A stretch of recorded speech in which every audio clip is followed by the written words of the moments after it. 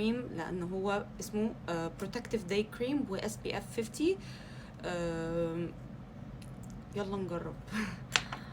بصوا ده القوام بتاعه جل كريم، فالناس اللي مش بتحب السان بلوك عامه او السان سكرين والوايت كاست والكلام ده، بصوا هو جل كريم. القوام بتاعه حلو جدا وفكرته حلوه جدا، بس لازم نحط منه كميه تكفي sun protection. so far I'm very impressed.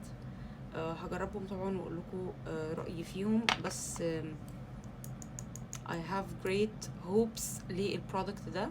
انا بحب الحاجات دي، حاجات كده بتنفعنا كترطيب وفي نفس الوقت ان انا بدل ما احط مرطب وصن بلوك استخدم حاجه واحده.